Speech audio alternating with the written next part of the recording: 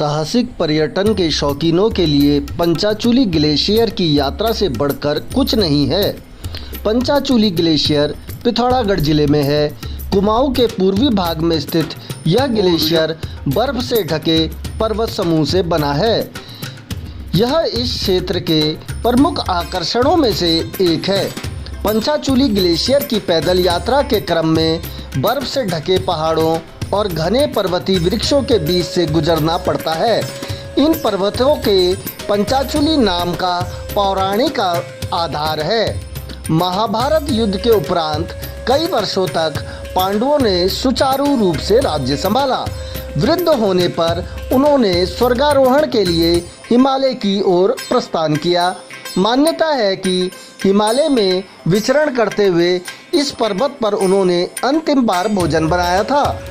इसके 5 उच्चतम बिंदुओं पर पांचों पांडवों ने 5 चूल्हे ही अर्थात छोटे चूल्हे बनाए थे, इसलिए यह स्थान पंचाचूली कहलाया।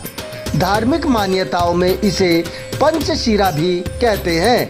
कुछ ग्रामीण लोगों की यह मान्यता है कि पांचों पर्वत शिखर युधिष्ठिर, अर्जुन, भीम, नकुल और सहदेव पांचों पांडवों के प्रतीक हैं। शौका लोगों का यह पर्वत बहुत चहेता है, इसलिए इनके लोकगीतों में इसे गर्मान्योली के नाम से पुकारा जाता है।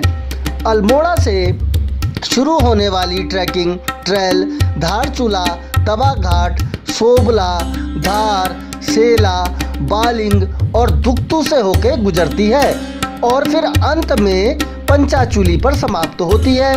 यात्रा के दौरान ट्रैकर्स भव्य दारमा घाटी में आएंगे, जो पंचाचूली चोटियों का शानदार दृश्य प्रस्तुत करता है। दुक्तू से पंचचूली ग्लेशियर तक की पगडंडी का अनुसरण करना बहुत कठिन है। हालांकि दृढ़ संकल्प और रणनीति वाले व्यक्ति इसे पार कर पाते हैं।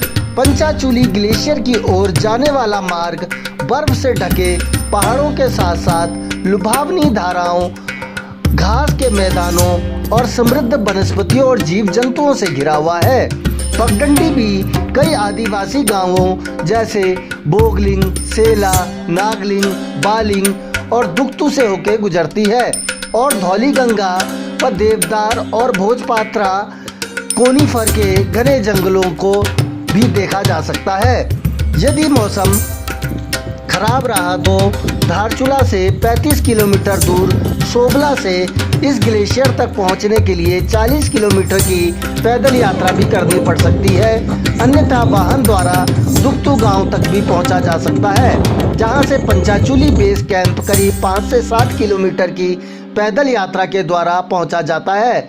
यहाँ बर्फ ज़्यादा पड़ने पर अक्सर ग्लेशियर सड़क पर आ जाते हैं, जिस कारण अधिकांश लोगों को पैदल यात्रा करनी पड़ती है। बर्फ के ऊपर काफ़ी सावधानी से ट्रैकिंग करनी होती है। फिसलने का डर बहुत अधिक रहता है। आपके पास ट्रैकिंग शूज जरूर होने चाहिए। नागलिंग तक की यात्रा के दौरान धौलीगंगा नदी के तेज उफान को भी देखने का मौका मिलता है।